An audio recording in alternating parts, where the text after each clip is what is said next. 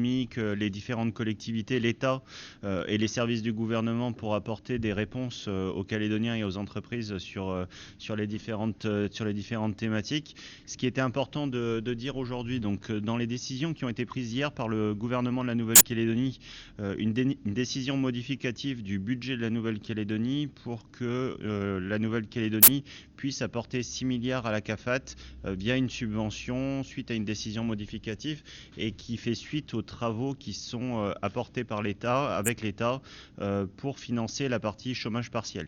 Puisque c'est une question qui revient notamment de la part des entreprises. Est-ce que le chômage partiel et le chômage total sera financé? Donc le chômage partiel et le chômage total sera financé par une subvention apportée par l'État. Cette décision modificative nous permet de l'intégrer au budget de la Nouvelle-Calédonie et nous permet de le verser à la CAFAT pour financer une des mesures qui est une des principales mesures, notamment pour maintenir l'emploi, la question du chômage partiel et du chômage total renforcé.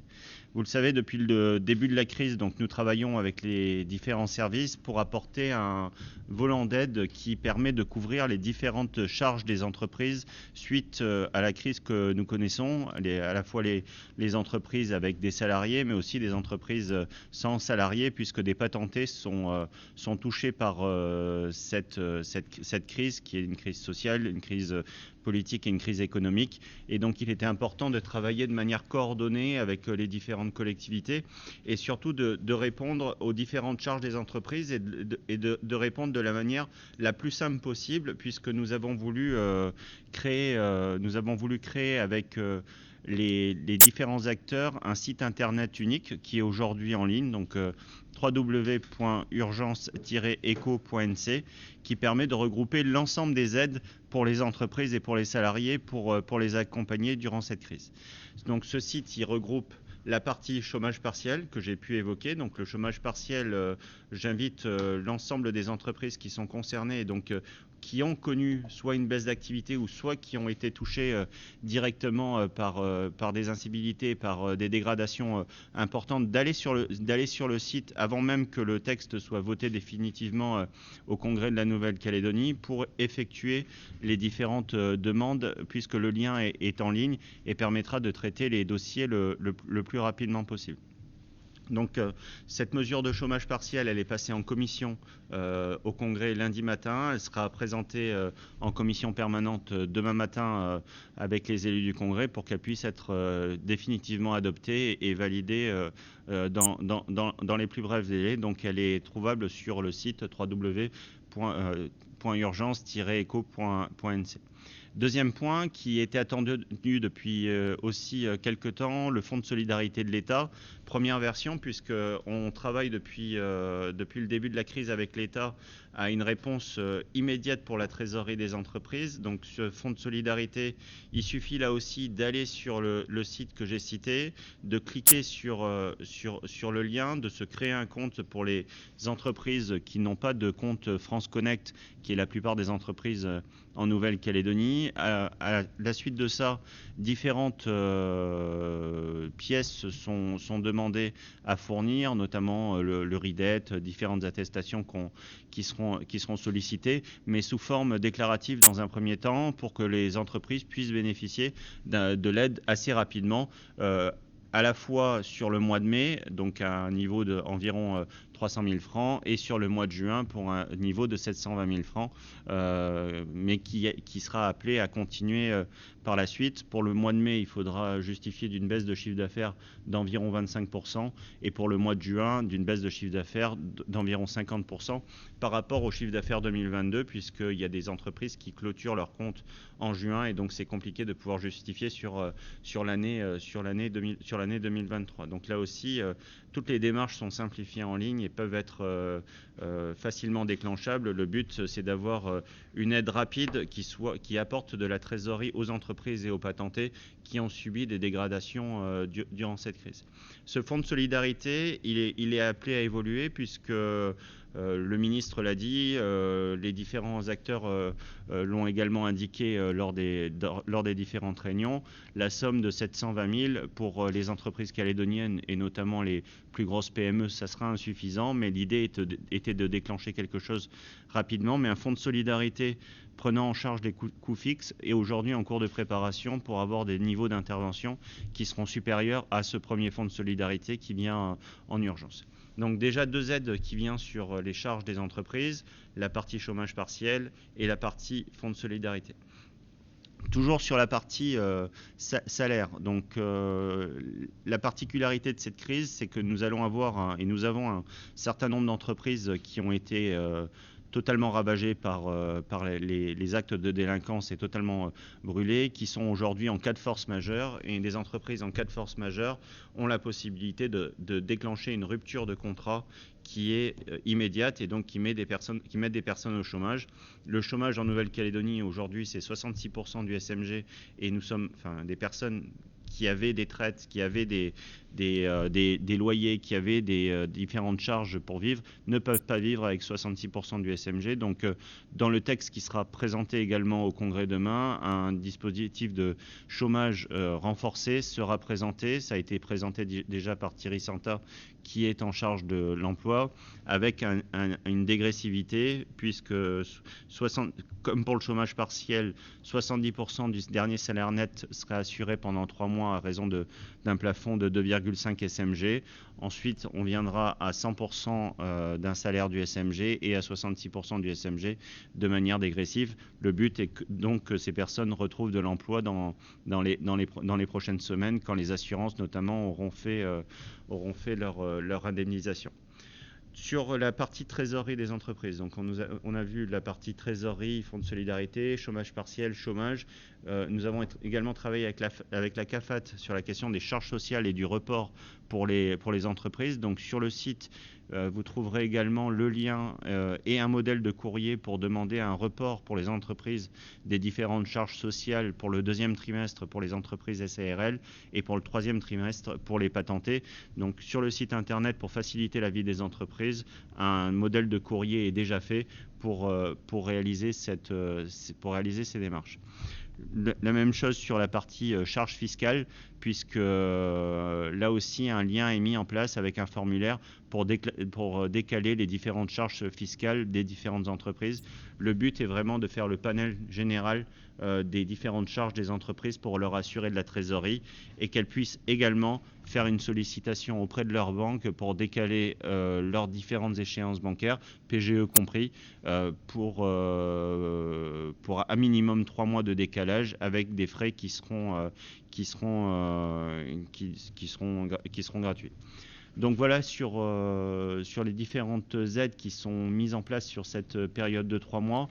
On souhaite avancer sur des périodes de 3 mois pour être au plus juste des différents chiffrages que nous menons avec les acteurs. Mais le but n'est pas de s'arrêter là, le but est bien de pouvoir continuer à aider les entreprises et les salariés en Nouvelle-Calédonie. J'ai déjà évoqué la question du fonds de solidarité qui évoluera sur la partie coûts fixes. Nous travaillons également avec les services du gouvernement et avec mes collègues Vaimois Mouliava en charge de la construction, Johan Lecourieux en charge des assurances, Adolphe Digoué en charge de l'économie, sur un package reconstruction qui pourrait avoir des démarches administratives extrêmement simplifiées, à la fois pour la démolition des entreprises qui ont brûlé et pour nettoyer les sites rapidement, mais aussi pour reconstruire rapidement, pour avoir des démarches notamment, comme ça a été le cas en métropole sur la loi émeute, avoir des permis de construire qui pourraient être autorisés de fait pour des reconstructions à la quasi identique pour des entreprises qui ont brûlé, pour faciliter les délais de reconstruction dans les démarches. On travaille également avec la direction des affaires économiques et la CECAL sur un recensement des matériels disponibles en Nouvelle-Calédonie pour pouvoir reconstruire. Si le matériel ne devait pas être présent en Nouvelle-Calédonie avec des produits qui seraient sous quota, donc nous travaillons à la libération des quotas sur ce type de produits. Mais pour inciter les entreprises et pour inciter les entrepreneurs à reconstruire, parce que c'est ce que nous voulons, que les entreprises puissent se reconstruire, puissent continuer à embaucher, à produire, nous travaillons avec les différents services sur un package d'incitation à la fois fiscale et sociale pour ces différentes entreprises. D'autres mesures de relance économique seront proposées et doivent être validées par le gouvernement dans les prochaines semaines en lien avec les collectivités, l'État et les différents acteurs économiques. Donc nous sommes vraiment à la fois sur une réponse immédiate dans les 3 mois, mais nous travaillons déjà avec les différents acteurs pour répondre à une prolongation des différentes aides économiques. Les provinces jouent un rôle aussi important dans ces différents aspects. Voilà le point que je souhaitais faire avec vous sur ça.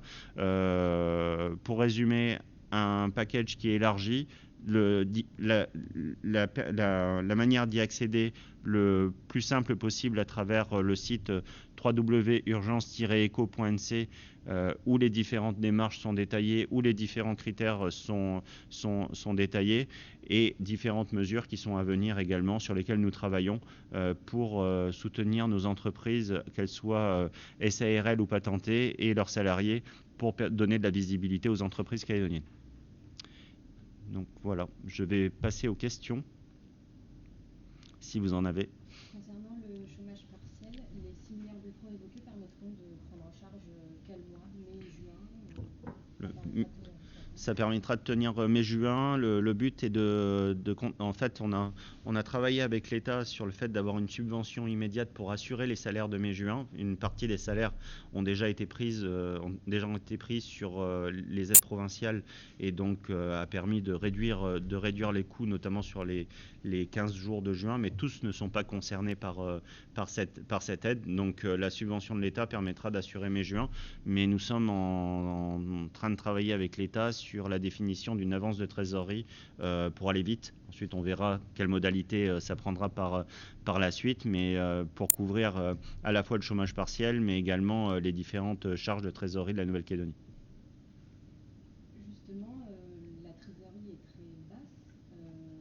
Est-ce que cette aide arrivera à temps ou est-ce qu'on peut craindre une cessation de paiement de la Nouvelle-Calédonie éventuellement d'ici le mois de juin ou juillet? Non, elle arrivera à temps. Enfin, ensuite, elle est prévue pour le chômage partiel. C'est pour ça qu'on travaille sur l'autre partie également, parce que les recettes fiscales et les cotisations sociales baissent. Donc, le fait d'avoir travaillé avec la mission qui a été affectée par l'État pour définir les véritables niveaux qui doivent être aidés pour la Nouvelle-Calédonie, mais aussi pour les autres collectivités, parce que le budget de la Nouvelle-Calédonie couvre les budgets des provinces et des communes, et donc c'est important d'avoir cette aide à la trésorerie, mais nous sommes déjà bien avancés sur les montants qui devront être affectés au budget de la Nouvelle-Calédonie. Est-ce qu'on peut avoir une idée de ces montants? Pas encore. Enfin, là, on est en cours de finalisation. Je n'ai pas envie de vous donner des chiffres qui seraient pas bons. On sait que pour le chômage partiel, il nous fera à peu près 13 ou 14 milliards pour 3 mois. Donc, ça sera une aide qui sera quand même importante. Le président du gouvernement a écrit au président de la République pour demander une aide qui est environ 250 millions d'euros pour les 3 mois. On est dans cette enveloppe encore aujourd'hui. Est-ce qu'il est question par ailleurs d'emprunter éventuellement? Là, on est sur... le but, c'est d'aller vite. La première partie a été sous forme de subvention. On travaille sur d'autres aspects. On préfère la subvention parce que ça va plus vite. Ensuite, si au niveau budgétaire, au niveau national, c'est plus facile de nous faire une avance de trésorerie ou un prêt pour apporter de la liquidité plus rapidement, on ne fera pas la fine bouche sur cette partie-là. Le but, c'est que les salaires soient payés, que les aides arrivent, que les institutions de la Nouvelle-Calédonie continuent de fonctionner. C'est bien ça notre objectif aujourd'hui. Ensuite, si c'est une subvention ou un prêt, de toute manière, le prêt, pour le moment, on ne pourra pas le rembourser. Donc l'idée, c'est d'avoir de la trésorerie qui nous arrive rapidement. Est-ce qu'il y a d'autres questions? Oui, il y avait également l'évocation du fait que la Nouvelle-Calédonie devrait mettre autant pour le chômage partiel que l'État, ce qui semble être très compliqué dans l'immédiat, même pour la suite. Est-ce que c'est quelque chose qui a été de nouveau étudié, ça? Est-ce que c'est toujours une exigence? Oui, c'est des choses qui sont abordées. Aujourd'hui, la Nouvelle-Calédonie, elle n'a pas les moyens de mettre un pour un pour financer le chômage partiel, très clairement. C'est une réalité qui est budgétaire et c'est pour ça que le président du gouvernement a écrit au président de la République pour solliciter une aide qui qui est bien plus importante. Ensuite, il faut que la Calédonie elle se réforme et qu'elle participe. Donc le 1 pour 1 viendra peut-être sur des réformes structurelles qu'il faudra, enfin pas peut-être, il faudra faire des réformes structurelles pour baisser nos dépenses publiques, notamment pour être au rendez-vous. Le 1 pour 1, ça peut être aussi, j'évoquais tout à l'heure la question de la reconstruction et le fait que du matériel pourrait être importé en Nouvelle-Calédonie pour participer à la reconstruction. On pourrait très bien travailler sur des exonérations douanières qui nous permettra de dire voilà la part de la Nouvelle-Calédonie dans ce 1 pour 1. Ensuite, l'État est suffisamment à nos côtés pour comprendre que la Nouvelle-Calédonie aujourd'hui n'est pas en capacité de sortir cet argent. Mais on travaille en bonne intelligence sur du long terme. Là, notre urgence est d'offrir un salaire aux personnes des entreprises qui ont été touchées et d'apporter une réponse importante, massive et coordonnée aux différents acteurs qui subissent une baisse d'activité. Mais le travail, enfin, pour compléter la réponse, enfin, on doit agir sur la dépense publique, on doit baisser la dépense publique en Nouvelle-Calédonie, mais on devait le faire déjà avant la crise. Là, on doit le faire de manière beaucoup plus importante et avec des réformes qui doivent être d'ampleur pour baisser nos dépenses publiques, mais nous devons aussi travailler sur de la relance économique, comment on rend la Nouvelle-Calédonie attractive et comment on encourage les entrepreneurs et les investisseurs à rester en Nouvelle-Calédonie. C'est l'idée du package que j'évoquais tout à l'heure sur le fait de la reconstruction, comment on agit à la fois sur les charges fiscales, les charges sociales, sur le fait d'offrir de la perspective. Je conçois que c'est compliqué dans un contexte actuel. La première des priorités aujourd'hui, et ce n'est pas encore le cas, que la sécurité revienne totalement sur le territoire calédonien. Ça, c'est la première des priorités. Mais nous devons déjà être dans l'anticipation pour offrir des conditions d'attractivité importantes aux entreprises pour qu'ils restent et qu'ils reconstruisent. Et l'idée de pouvoir vraiment aller vite sur la partie reconstruction et des entreprises qui ont été détruites avec des dispositifs vraiment simplifiés où on gagne 7 à 8 mois sur une construction classique permet d'encourager à la reprise économique parce que ce type de chantier entraînera aussi la création d'emplois pour reconstruire ces entreprises et qu'on puisse les accompagner au mieux par la suite.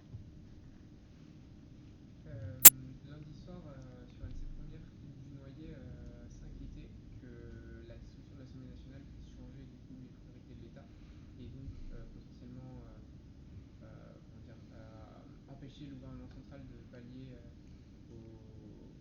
au paiement des aides financières massives qui ont été annoncées. Est-ce que c'est vraiment une inquiétude?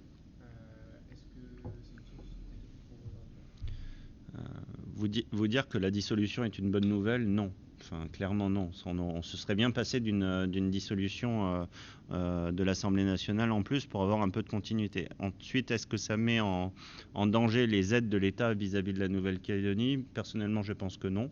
Le gouvernement actuel a été à nos côtés.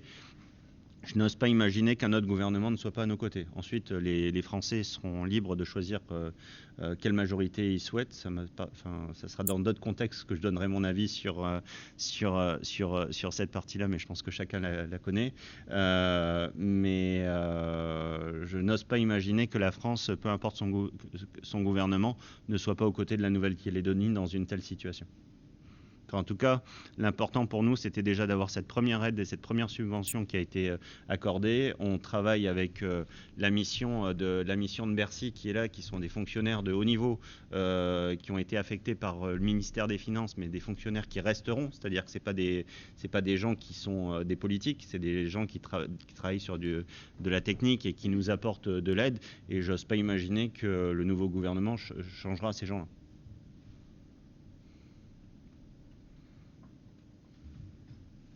Pas d'autres questions? Très bien. Je vous remercie. Bonne journée.